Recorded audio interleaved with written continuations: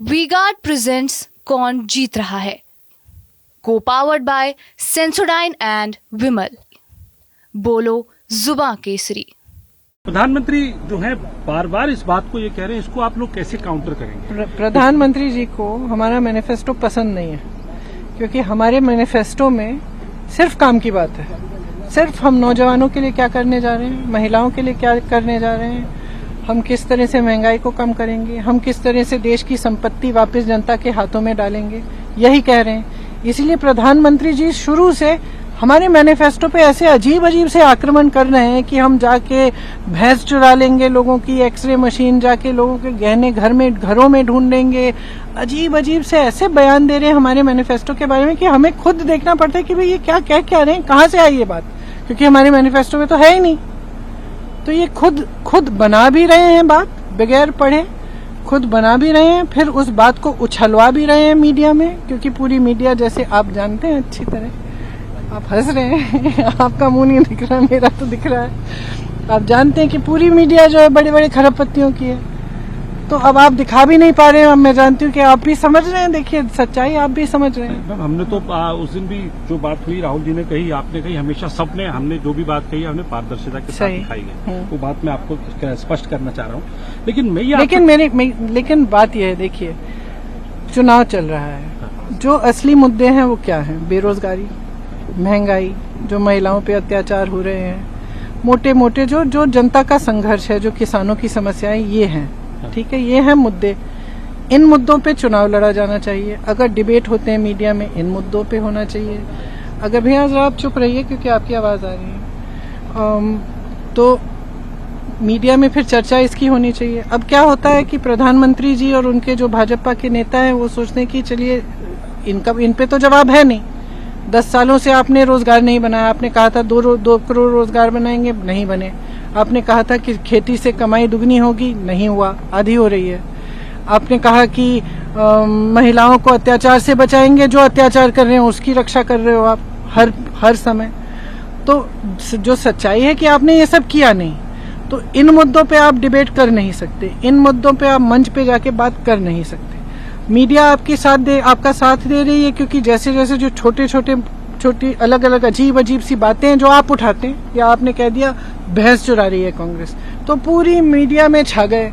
पूरी मीडिया में यही चर्चा हो रही है कि प्रधानमंत्री जी ने कह दिया कि आपकी 2 भैंसें हैं, एक भैंस कांग्रेस चुराएगी। तो जनता से क्या मतलब है ये? आपने कोई फिजूल की बात कर ली, मीडिया ने उसको उछाल दिया, जनता तो फिर भी पूछ रही है ना कि मैं कैसे कमाऊंगी, मैं कैसे कमाऊंगा, मेरी खेती से कमाई कैसे आएगी, मेरे बच्चे को रोजगार कौन देगा? तुमने 5 किलो का राशन पकड़ा दिया है, लेकिन मेरे भविष्य के लिए कुछ बताओ। तो जनता का तो मूड ये है, मेरे ख्याल से अब जनता समझ रही है। प्रचार तो आपने भी सब जगह किया, 3 चरण के चुनाव हो चुके जी। हैं। अब आप यहाँ रायबरेली, अमेठी आपने जो है संभाल लिया है। 3 चरणों के चुनाव के बाद आपको क्या लगता है? देखिए, मुझे जो रिपोर्ट्स आ रही हैं हर जगह से, थोड़ी सी मतलब हमें भी चौंकाने वाली रिपोर्ट्स आ रही हैं कि जहां हमने सोचा था कि हमारी उम्मीद ही नहीं है, वहां पे भी अच्छा लड़ रहे हैं हम। तो जो रिपोर्ट्स आ रही हैं वो तो बदलाव की आ रही हैं, और ये आ रहा है हर जगह से कि जनता थकी हुई है, जनता को एक विकल्प चाहिए।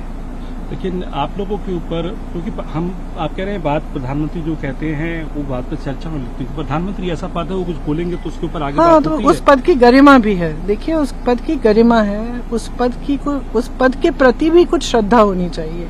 कैसे कैसे लोगों ने वो पद संभाला, और मैं अपने परिवार के बारे में सिर्फ नहीं कह रही हूँ, मैं कह रही हूँ जैसे शास्त्री जी ने भी संभाला, मनमोहन सिंह जी जैसे सभ्य इंसान, वाजपेयी जी बहुत सभ्य थे, इन सब लोगों ने संभाला, इंदिरा जी थी, जवाहरलाल नेहरू थे, इतने महान लोग थे, किसी ने इस पद को इस स्तर तक नहीं गिराया।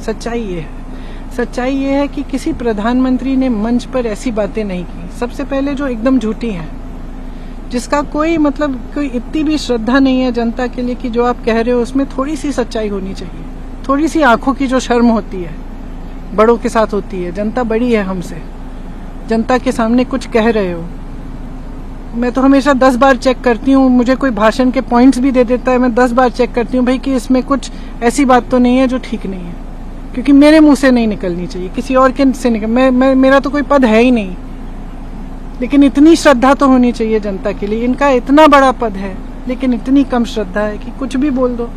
और इस समय जो गंभीर समय है, इस देश के लिए बहुत गंभीर समय है, देश जहाँ खड़ा है, या तो जो देश का आम आदमी है, तो जो देश का गरीब है, किसान है, या तो एक खाई में खड़ा हुआ है, या तो उसमें से हम उसे निकालेंगे, या फिर ये और अंदर घुसे जाएगा इसमें, क्योंकि जो नीतियां बन रही हैं सब बड़े खरबपतियों के लिए बन रही हैं। तो अगर हम आज ठीक से इन परिस्थितियों को समझेंगे नहीं, और अगर बड़े बड़े नेता, प्रधानमंत्री जितने बड़े नेता इन चीज़ों का आदर नहीं करेंगे कि जो असली समस्याएं हैं उनके बारे में हमें बात करनी, हमारा काम क्या है, नेता हैं हम, हमारा काम क्या है?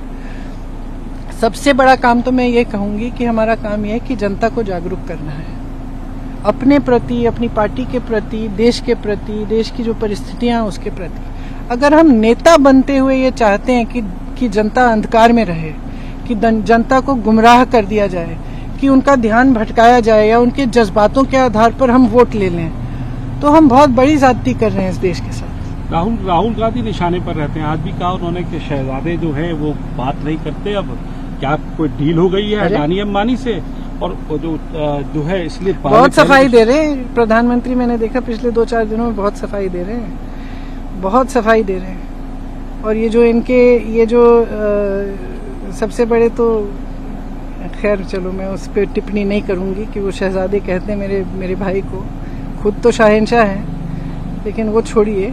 लेकिन बहुत सफाई दे रहे हैं। आपने सोचा है क्यों दे रहे हैं? देश की पूरी संपत्ति पकड़ा दी है इन खरबपतियों को। देश देख रहा है, देश समझ रहा है। हवाई अड्डे, बंदरगाह, सड़कें, आप नाम लीजिए, कोयला। मैं वहाँ गई छत्तीसगढ़ में प्रचार करने के लिए, कोयले के खदान इन खरबपतियों को पकड़ा दिए हैं। अब देश समझने लगा है। अगर कोई सिर्फ अपनी छवि के बल पर जनता के सामने जाता है और उस छवि के अलावा कुछ गहराई नहीं है, तो एक दिन तो आएगा ना जब जनता समझेगी कि ये तो सिर्फ छवि थी, असलियत क्या है। अब वो दिन आ रहा है, जब वो दिन आ रहा है तो घबराहट हो रही है तो सफाई दे रहे हैं। सर, मैम आखिरी सवाल आपसे पूछना चाहूँगा मैं कि लूज बॉल्स आपकी तरफ से भी आती हैं। इनहेरेंट टैक्स की बात आ गई, सैम पेत्रोदा साहब ने करी, आज उन्होंने एक कमेंट आप कह रहे हैं हमारी तरफ से आती हैं। तो लूज बॉल्स जो आती है उसको पूरी तरीके से प्रधानमंत्री को तो फुल टॉस खेलने का मौका मिलता है। आज मंच से उन्होंने ये कहा कि जो रेसिस्ट कमेंट किया है स्वयं पेत्रोदा ने, लेकिन आप देखिए कि प्रधानमंत्री भी राष्ट्रपति को भी कनेक्ट सुन लीजिए, पता नहीं क्या फिजूल की बातें कर रहे हैं। जो प्रधानमंत्री ना, जो क्या कहते हैं, फुल टॉस पे, क्या कहा आपने? फुल टॉस पे लूज बॉल मिलती है तो फुल टॉस लगाते हैं। प्रधानमंत्री जो फुल टॉस पे खेलते हैं ना, तो इन्हीं फिजूल की बातों पे फुल टॉस खेलते हैं। मैं उनको चैलेंज करती हूँ, आप फुल टॉस खेलिए रोजगार पे, फुल टॉस खेलिए महंगाई पे, फुल टॉस खेलिए महिलाओं पे जो अत्याचार हो रहा है, और जो आप अत्याचार कर रहे हैं उनको बचा रहे हैं, उस पे खेलिए। फिर मैं मानूंगी कि हाँ कोई खेला है।